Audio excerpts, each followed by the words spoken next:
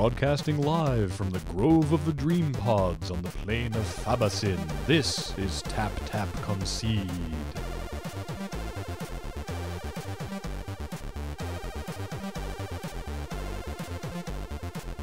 We got to be running out of planes at some point. Eventually. I mean, there are a lot of planes. They've done 2 plane chases. We can move on to like legendary lands. The Grove of the Dream Pods. I think it's Fabasin or Fabacin or Fabacin. It's Fabacin. It's so the minute we're coming to you live from the forest, you know we're actually kind of getting in trouble. Snow-covered swamp. Yeah. Yeah, we'll have lots of stuff. We can move on to like the multi-lands. There's tons of those. Well, I feel like we move on to those after we move off of the legendary. We go from plains to legendary to multis to snow covered to basic, and then we're just kind of in trouble. When we run into basics, then we're then we need to.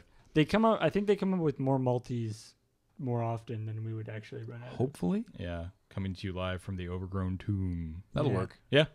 All right. Anyway, so welcome to Tap Tap Concede. I'm Graham. I'm James. See I'm what Paul. I did there? Ooh, I messed it up. Ooh. What? He said I'm no. Paul. He was talking over you. I'm Paul. I'm here. And who is here? Oh, lots of people. 4 people. For instance, Graham and Paul and James. They're And all one here. other person. Yeah. Whose name is Kathleen. Thanks. All right, we're going to jump right into cracking a pack, and then we are going to do do sort of first pick showdown. Yeah. For Dragon's Mace. We'll let you know. We'll explain it. We'll explain what that is. So this is a pack I picked up. I can't remember where I bought this, but I thought it would be entertaining to do because so Modern Masters came out last week, and we did a pack of Modern Masters, and the defining characteristic for cards that are legal in the modern format, excluding the ban list, of course, is anything in the modern card frame. Which is the black border. Not the black border, the new Yeah. frame. There was black border cards in the old That's frame. true. But it's everything from Mirrodin onwards. Mirrodin onwards, yes. So we have a pack. A Mirrodin. Hey. Boom. Is that So a these Mind are- Slaver on the front cover? Yep.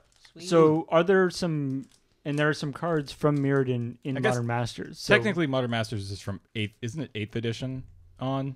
Well, Mirrodin was certainly the first expansion Yeah. that had it. But I think it was 8th edition because I know Modern Masters, they say I'm not sure what came out first. Wait. 8th edition would have come out first because the core sets come out in the summer. Yeah. And I think they always have. And this would have come out in the fall. This is as the flavor text on the things get smaller and smaller. This is enter this harsh metal Mirrodin world and use a new kind of artifact card, equipment, to add a sharper edge to your game. Oh, really? This is the first time equipment was in it. Yeah. All right. This was the first artifact theme set. Were you just looking at the chase cards? Yes, sir. What are they? So theoretically, there should be. I'll tell you. All right. Well, I'll let Mind you- Slaver for one. I'll let you know. All right. Somber Hover Guard. That's not one of them. No. He looks really goofy. He's somber, right? So it's a 3/2 for 5 and a blue. Oh, jeez, this is. a Wait, long sorry. list. 3/2 for 5 and a blue. Yeah, 3/2 for 6. Okay. It seems kind of bad. It's got flying. That seems still kind of meh. It has affinity for artifacts. Whoa. Okay. So you want to just briefly explain affinity? The more artifacts you have, yeah. the cheaper it is to cast. Yeah. So for every artifact you have, it costs 1 less. Is Yes. that actually one colorless? is less. that all across the board, or can it change? I can't remember. No, it's different always cards- one It is less. always just Yeah. one less. Yeah. So there's affinity for other things, but affinity for artifacts was the thing that really made the affinity deck like nuts. Yeah. Yeah, and if you don't think that's too nuts, remember that this is also the set that had Artifact land. which you may know is banned in basically every single format. Because they're super busted. Yeah. Because in combination with affinity cards, they're ridiculous. Yeah, you could cast this It easily basically- for 1 blue. Well, in combination with affinity cards, it doubles every one of your land, basically. Yeah. Chromatic Sphere. That's not one of them. No. Thank you. Which is an artifact that casts for 1. And for 1 and tap and sack it. Add 1 mana of any color to your mana pool. Draw a card. This seems like part of the eggs deck. It kind of does. I'm pretty sure it is. Yeah. So yeah, it's cast for 1. You put 2 into it, you get 1 mana and a card back out of it. Is basically what happens there. So you basically spend 1 mana to draw a card. Right. It's not that bad. That seems fun. No. And you can filter your mana because you put one of any color into this and you get one of any whatever color you want out of it. It doesn't have to be the same color you put into it. All right. Speaking of cards in Modern Masters, Pyrite Spellbomb. That's not one of them. You're getting there. Also part of I eggs. feel. In fact, a win condition for some of the eggs decks. Yeah, absolutely. It's an artifact. It's a 1 mana artifact. And for 1 red and sacrifice it, Pyrite Spellbomb deals 2 damage to target creature or player. And for 1 colorless and sacrifice Pyrite Spellbomb, draw a card. There we go. Seems And pretty this good. is, you'll notice in the image on screen, because this was the first set with a new card frame, the artifact cards are much paler than they are now. They're much paler gray. Yeah. So they look too similar to white. And the mana cost on the card, Paul's going to put up the reprint. This is the Modern Masters version. So you can see the change in that, and the colored mana cost on the Mirrodin printing is in black and white. Right. Which is because they thought it would look weird on an artifact. I guess. Yeah. Yeah. All right, next. Tel'Gelad Archers. Nope. They are a 2/4 for 4 and a green. They have protection from artifacts. That seems pretty relevant. Okay. in this Seems set. pretty relevant, relevant. yep. Yeah, all the Tel'Gelad elves have protection from artifacts. And because they're archers, they may block as though it had flying. So they have reach. They've reached, yeah. Has it actually been? This is pre-reach. Yeah. So Oh, it's, wow. it's actually been oracled to reach. So they have it's pro artifacts and reach. It's a tower in Indrict, but it costs way more. Yeah. It's a Well, one more, I guess. Tower in Indrict is, Yeah, is this it is a giant spider. is Tower in What Indrict it yeah, is. giant spider with three- protection from artifacts. 3 and a, 3 and and a green? So for the extra Color. extra colorless, you get protection from artifacts, which in this block very, very pretty Seems good. Yeah. Oh hey Kathleen, Yeah. where do the kitties live? Mirrodin. But where in Mirrodin do the kitties live? In the ancient den. Oh, I was going to say in the Great Furnace.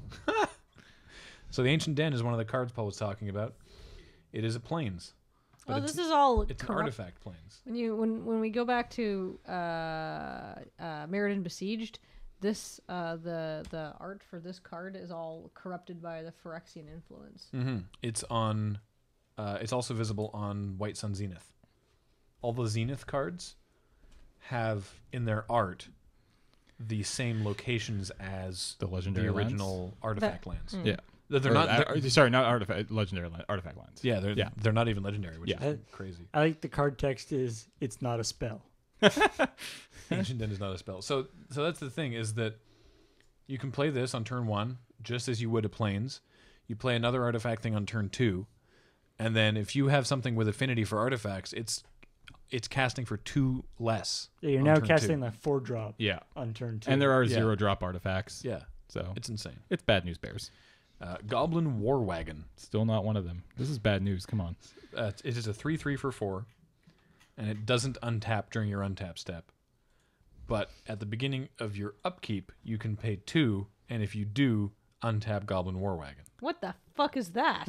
That's a bad card, is you what that seem- is. You seem good pay at all. more for a thing?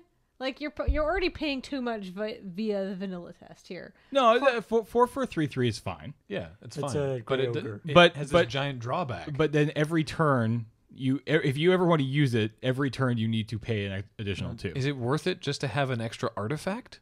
No. Maybe? I don't know. I mean, artifacts are always more expensive than According to Gatherer, Yeah. it is colored not. cards. It has got a community It is rating of half a 0.903. Yeah, half a star. Wow, Terrible card. He's been oracled to being a juggernaut, though. Yep. that makes makes sense. Except it's a Goblin Juggernaut, so it doesn't work well, I think, is the joke. Yeah. Mm. All right. But Dross he's not actually a goblin, though, for purposes. Dross Prowler. Yeah, no, it's just a War Wagon. Yeah, Dross Prowler. It is a piker, which is to say it's 2/1, except it doesn't cost piker mana. It is a 2/1 for 2 and a black with fear. Seems pretty good. Mm. Now, fear is intimidate before there was intimidate, which is intimidate in black. Yes. Which is to say fear, so he can only be blocked by black creatures or artifact creatures. Right. Unfortunately, a lot of artifact creatures. A lot of artifact creatures. They haven't actually. But he seems okay. They haven't oracled fear to intimidate. Fear is still its own thing. What's with intimidate and artifacts? Can you explain that to me? Artifacts can't be intimidated. I guess. Because they're robots. Yeah. But they're not all robots. Yeah, but they don't. They're supposed to be all robots. I don't know. Like, fear is its own thing Yeah. still, because I think there's certain cards that that actually really matters on, but they don't use it anymore. A black creature will just have Intimidate now, which is on a black creature is functionally the same. But the reason it matters is because there are non-black creatures with fear. Oh, okay. Right. And fear is specifically black creatures. Right. And then it's weird. Okay. Anyway. Aw, strike. Nope. Aw, strike.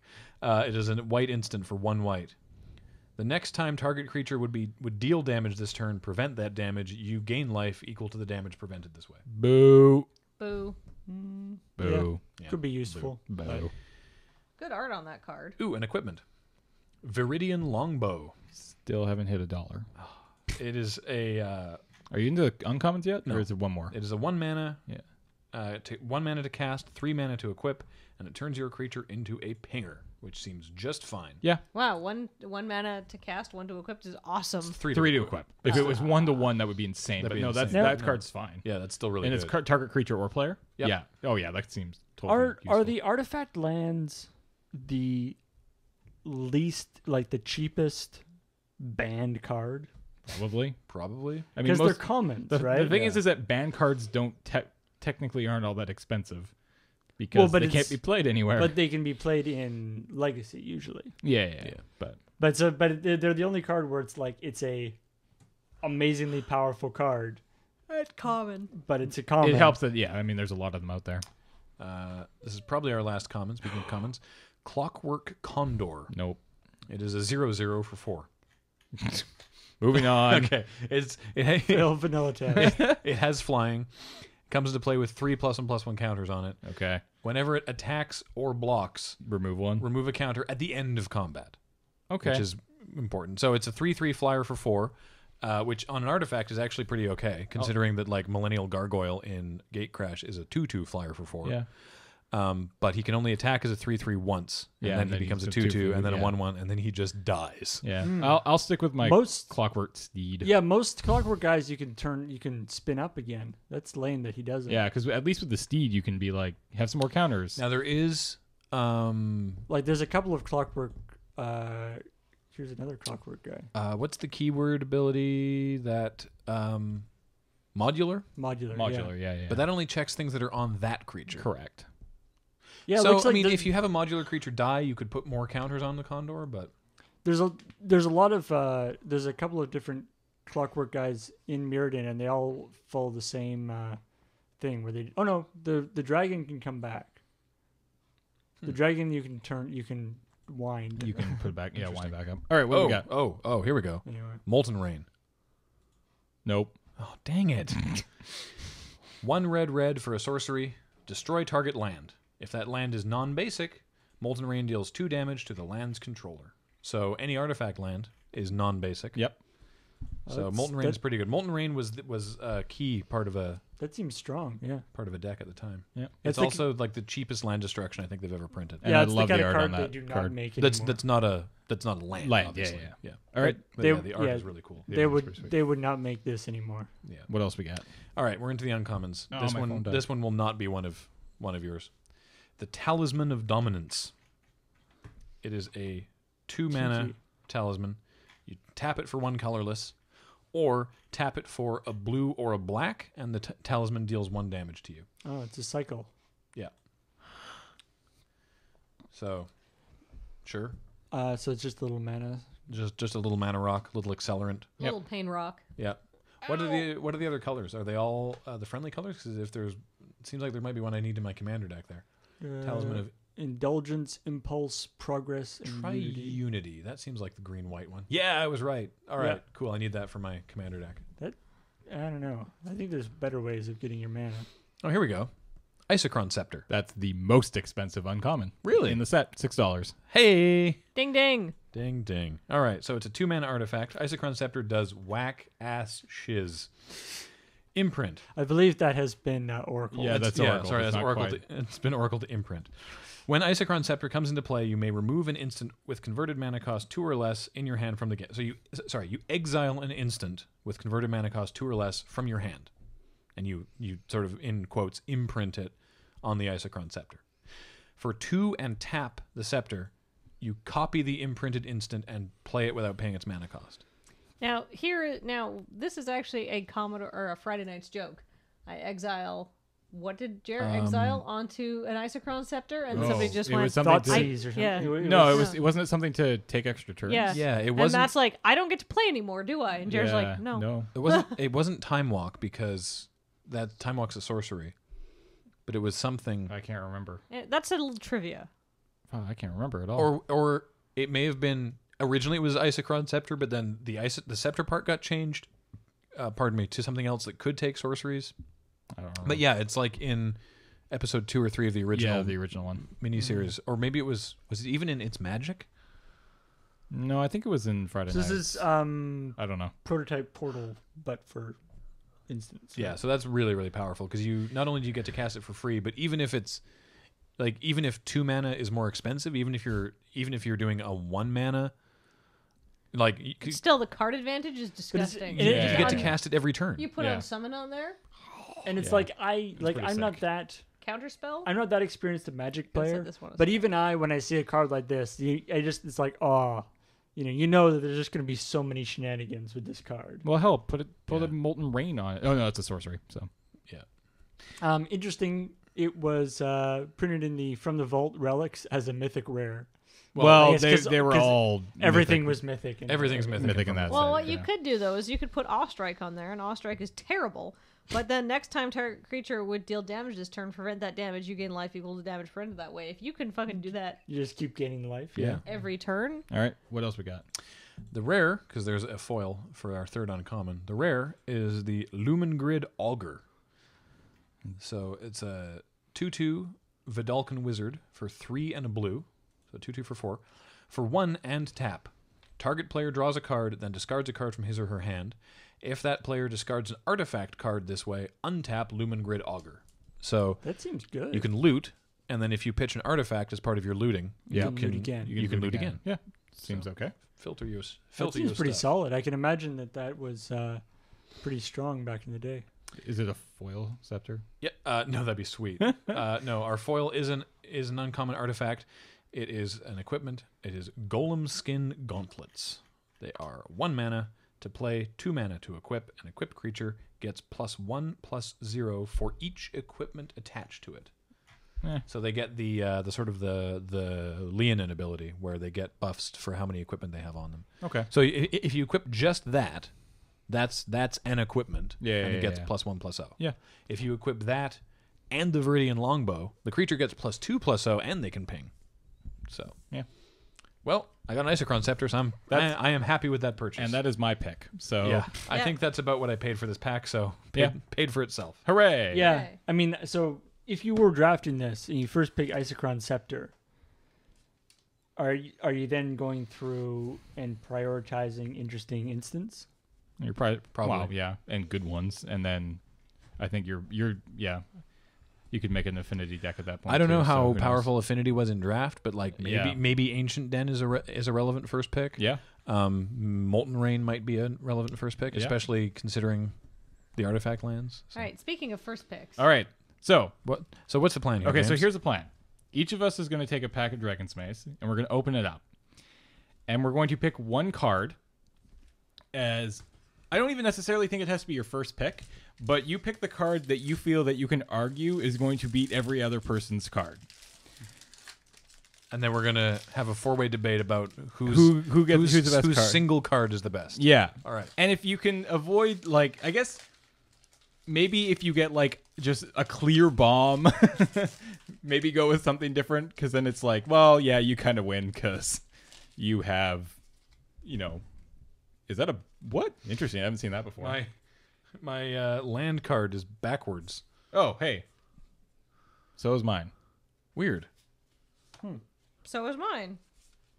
Is this whole box like that? Paul? Is your land card backwards? No. Oh, weird. There's All right. nothing different about it. It's just okay. All So, right. All right. so you take a look. 1, 2. This is a pretty decent pack. That's a clear. That's boring. All right, I've got 3 here. All right, I have my card. Shoddy last. All right, I got mine. Uh, All right. yeah, I don't think anything else in here is better. James, than paper, that. rock, scissors. Loser goes first. No, Paul goes first. I can go first. I will write it in first, though. It is... a card that has pissed me off on occasion. What if we both have the same card? It's distinct. It's a distinct possibility. It is a possibility. Boom. Ooh. Ooh. All right. Oh, that card is awful. Monsieur Le Pontiff.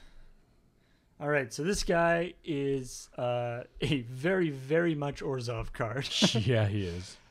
He is a 2/7 for 6. So he's a huge wall. Blocks all day long. And he has Extort, as many Orzhov guys do, which is pretty good. But all other creatures you have also have Extort. Yeah, that seems good. Even those that already have Extort.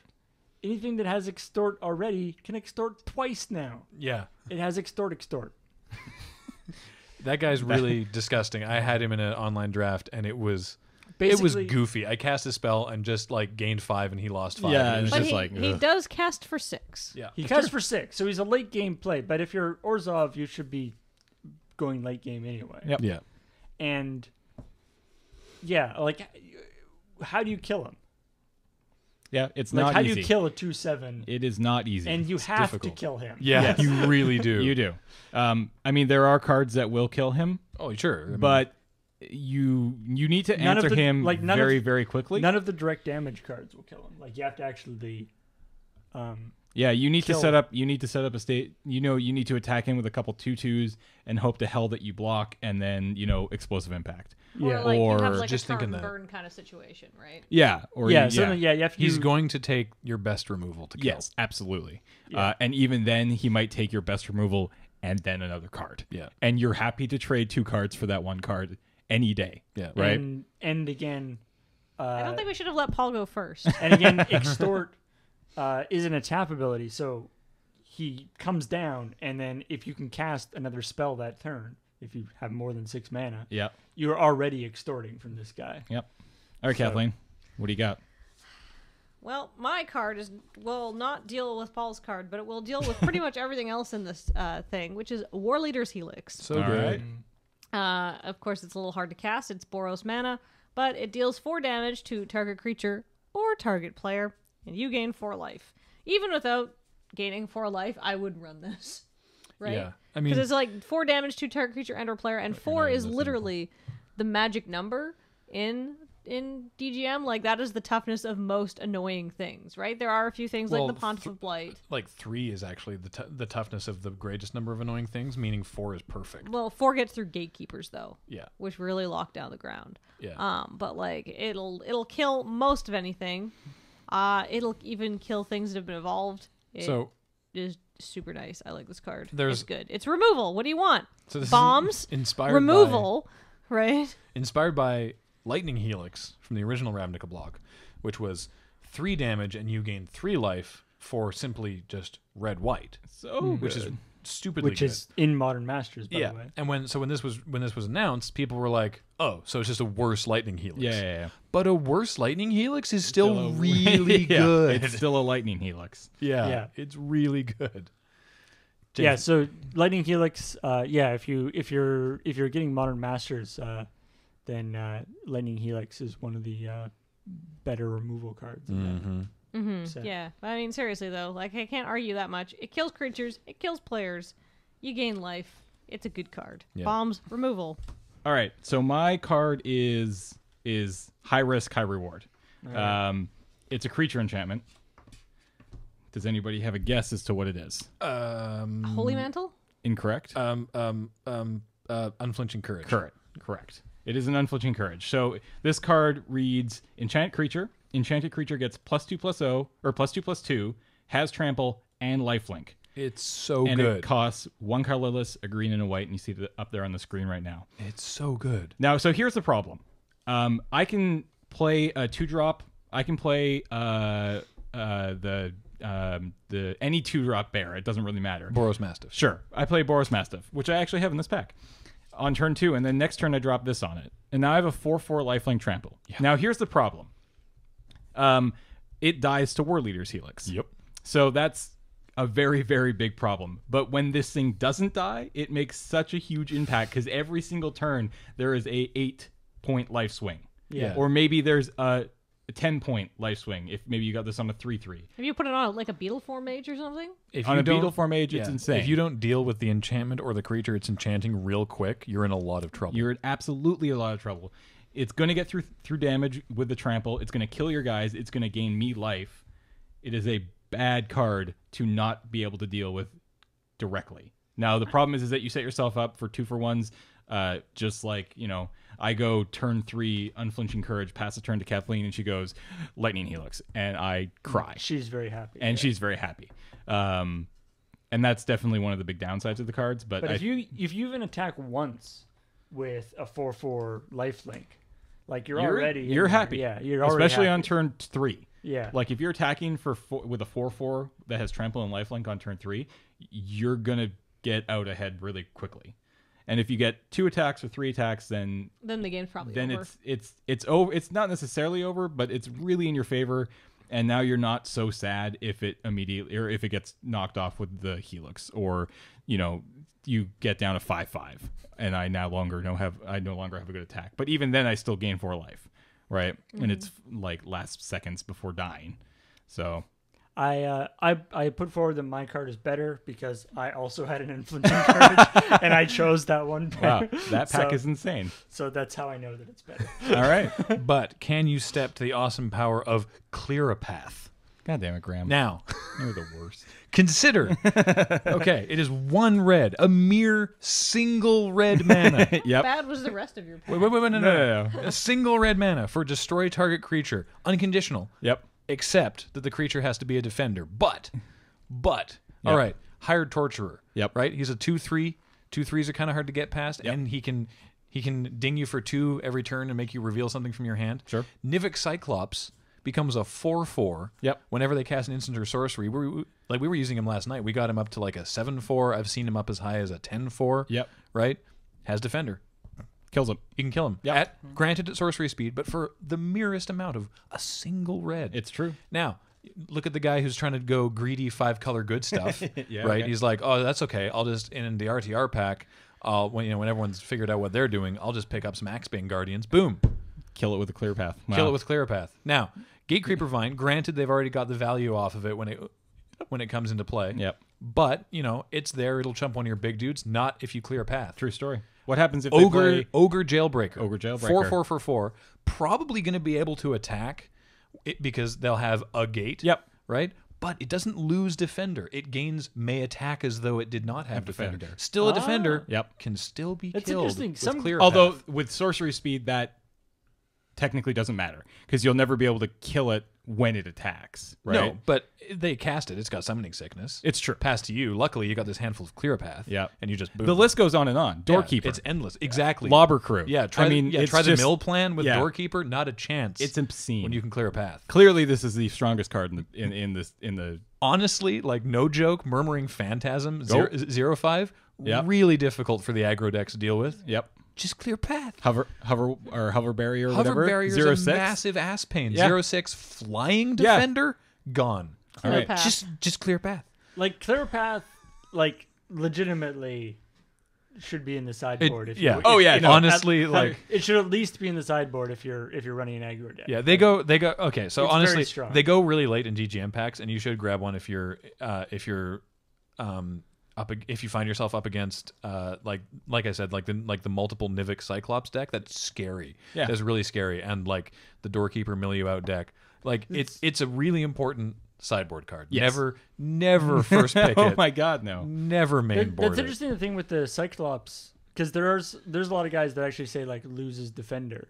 I can't But- remember. Can you look up Nivik Cyclops? Because the Ogre Jailbreaker can attack as though it didn't have defender, defender, but yeah. still has defender, which means it still counts Which is interesting. towards Like, it's just- Axebane Guardian You'll still get and its path Doorkeeper. cleared. Yeah, and it still counts towards Axebane Guardian's mana generation and Doorkeeper. But This It can attack Taxes as a- though it didn't have, so it's the same deal. So the Nivik Cyclops still has Defender. Now, granted, Again, it's a sorcery. It's a sorcery, but if they I play wonder- one, that might you be just kill it. a change in how they do the templating now. Is that they don't actually make things lose Defender Well, anymore. it's relevant for cards like this. I'm curious why they didn't just make that an instant. I feel Yeah. like it could be an It's instant. it's a bit of a corner case, and it makes it so much better. Like it honestly does. yeah, it really does. Um, Anyway, elsewhere in this pack, I have because I felt like fighting for clear path. that's fair. I have Exava, Rakdos Blood Witch. Yeah, see, that's just sort of the clear winner. Yeah, I've got like a Haunter of Night Veil. I've got a geez. Zerta Druid and a Tithe Drinker Yeah, and a Beetleform Mage, and those are good too. But yeah, Exava is She's pretty good. she's so clearly the pick that I was like, no. Yeah, Let's see what Clear a Path can do for you. That's fair enough. What's I that? have a What's that in your way? Just clear a path. I have a foil down and dirty. Ooh, Fancy. Fancy. So yeah, Exava. Just to remind you all, she is insane. essentially Unstoppable. a 4/4 first strike haste can't block for 4. Yeah. Now I say essentially because technically she's a 3/3 for 4. EXAVA. Why would you ever not unleash her? Yeah, though? she's a 3/3 for 4 with first strike and haste, which on its own is great. But she also has unleash, which means you can make her a 4/4 for the minimal drawback if she can't block. I can't imagine she's so cheap, Yeah. 4 mana, that if you're in a remotely aggressive deck, you shouldn't be in a position where you have to keep her leashed. Yeah. I've seen it happen. I've had to do it myself, but most of the time, you should just be casting it and crashing in with her. Yeah. And added bonus for whatever this matters, which is not totally irrelevant, but not a big deal.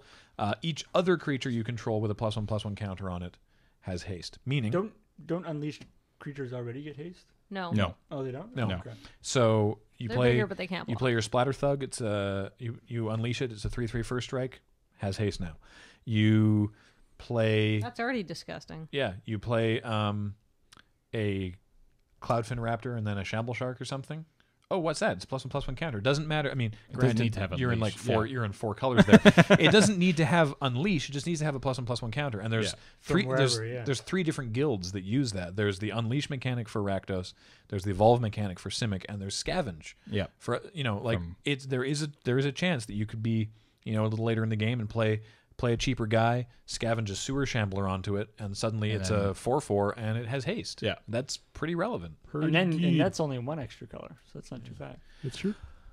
Of these 4, geez, I mean, obviously these 4 would never be in the same pack, but I don't know. They could be. No, we have Because these could be two uncommons. This could be say one of these could be a foil. That's true. It's possible. Okay, so let's say, one of them's a foil. I'm still taking the Pontiff of Blight. I am taking Exava, I think. I'm stuck between Exava and Unflinching Courage, and I'm probably taking Exava. I think I'm taking Exava. You would take the Unflinching Courage over the Pontiff? The problem with the Pontiff is that he is really expensive, and the double black could be annoying in his casting but cost. why wouldn't you want to play black? The best color.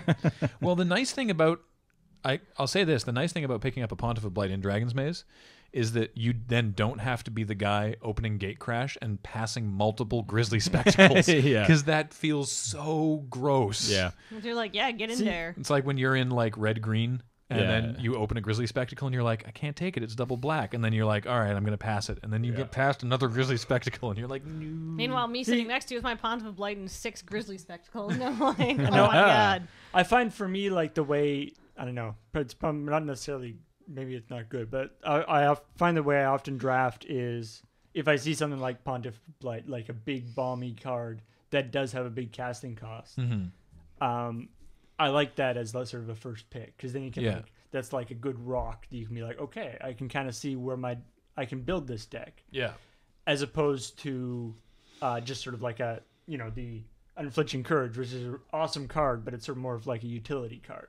Mm-hmm.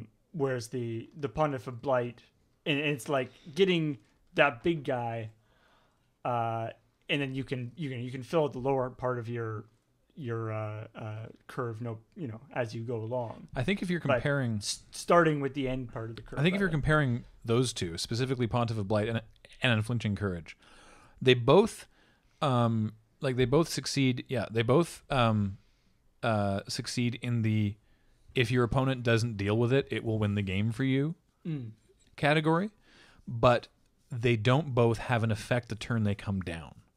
Now, granted, the Pontiff does give all your guys extort the turn he comes down, but the chance you're going to be able to cast a 6-drop and another spell and extort that spell is pretty minimal. Yeah, you'd have to. Whereas Unflinching Courage, the turn you play it, you get in for damage or you kill a guy and you gain a bunch of life. And it only casts for 3. So, I mean... But, yeah, I don't know. This is a difficult evaluation between Pontiff of Blight and Unflinching Courage. Yeah. I would definitely go with the Pontiff of Blight myself. For me, I'm I'm still taking Exava just because she's fun. She's insane. And then you can be in Rakdos, and I like picking up the RTR guilds because they tend to be more open, I think. I don't know. Let us know what you think in the comments. Also, not to ignore War Leader's Helix either, because that's really strong. It's good. It's just not as good as some of the What was your rare, James? Melik. Mine was Ready and Willing. Screw He's Melik. pretty good, too. Oh, Ready and Willing is really good. Yeah, but that automatically commits you to 3 colors, right? And this is just like super good. No, you could honestly, either side of Ready and Willing is good. Like you could just play Willing in an Orzhov deck or just play Ready in a Selesnya deck, and they're both very strong. They're extremely strong. Which is unlike like most of the rare fuse cards. Only one side is really limited playable. Like Flesh and Blood. Flesh is like and Blood is really good. Yeah. And Breaking and Entering. Breaking is not that good and limited. Entering is good but expensive. But Ready and Willing, I would gladly just take that in a Selesnya deck and maybe try and grab like an Orzhov Guildgate to possibly get max value off of it. But I would play either side of Ready and Willing. It's really good.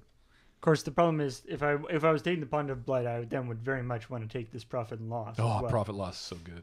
Yeah. All right. Anyhow, Anyway, The point is, that was fun. if there's something in your way, just clear a path. Just clear path. Clear path. Clear Path, obviously. Unless it's Exava or Pontiff of Blight, in which Or case... something running in Unflinching Courage. Yeah, it doesn't actually do then anything. you need to find a card that gives something Defender. Yeah. I don't think exists. I don't think it exists, but There is a card that does that. It's not in this set, but I'm pretty sure that does exist. But yeah, let us know what you would pick of those 4 cards in the comments for this the podcast. And thank you for listening. Yeah. Those 5 cards. Yes. Yeah. Clearly 5 cards. All right. All right. Thanks We'll for talk to you listening. guys next time. Bye.